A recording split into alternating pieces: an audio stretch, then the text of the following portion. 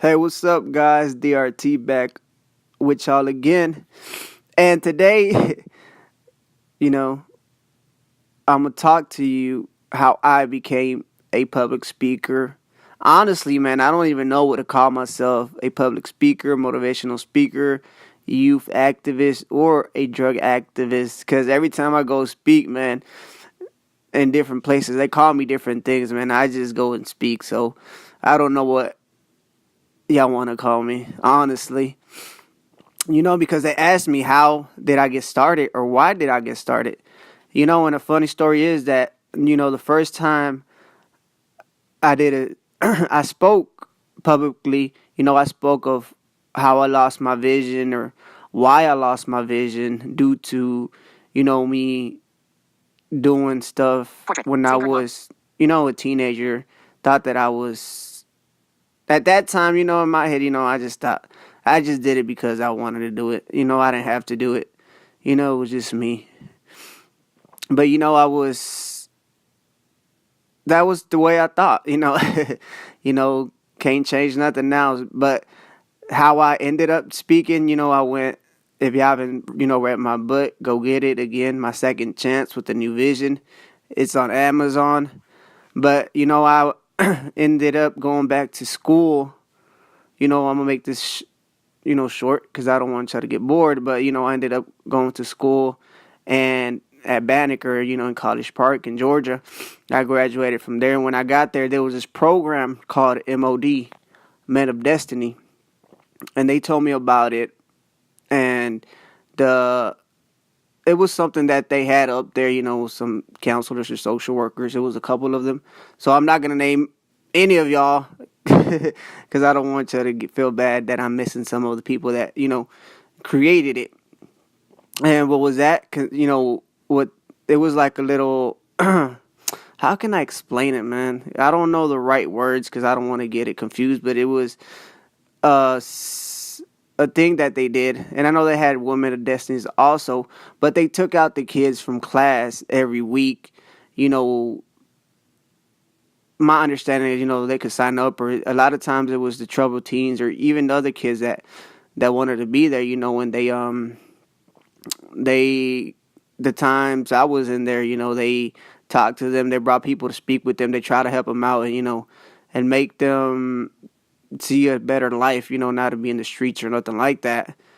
So they came up with a program. Um, it was a mock funeral, and it was gonna, it was created like a funeral, and they brought a casket in. That was the plan. And they came up to me, somebody that was there, and they told me that they wanted me to speak because when I went there, it haven't been long when I lost my vision. I don't know if it was like 6-7 months, and some of the teachers heard how I lost it, and they thought me speaking, and since I was that young, since I was 16, it can help out other people there. So I at first I didn't want to do it, but basically I was forced by that time by this one of my parapros, Mr. Moss. He he told me, man, if you're gonna do it regardless, man. And I appreciate that now.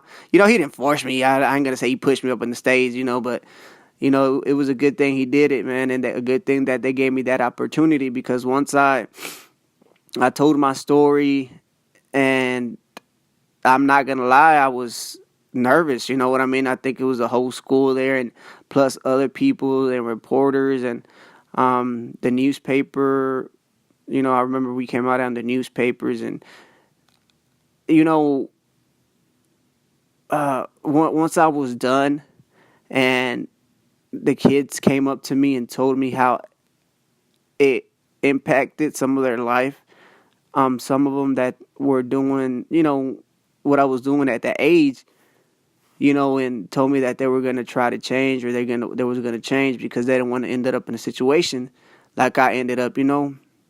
That's what motivated me to keep doing it. Every time I have a chance, I go speak. And it's something that I know my story is not as great, But however, why I'm how can I explain it, man?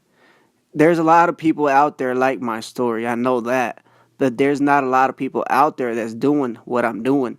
A lot of people don't want to put their personal feelings out there like that. But the way I see it, man, if we can do something to change, to impact, to save another body's life, because a lot of times, the way I see it, man, when the kids come after I'm done speaking and they tell me, you know, what they're going through, it seems like we need more people out there that's doing what I'm doing, because we can understand them. We live the life they live in. We we walk through the shoes they're walking out right now, and I'm not gonna throw no shots at those other people that have to go study, to do speeches or don't go through the stuff and talk about stuff that they don't know, because a lot of people, you know, grab something from those speeches. But when you have somebody out there, that go speak to the schools that did what they're doing or that understands them a little bit more, man, they open up a little more, man. They open up their eyes, their mind. They make it.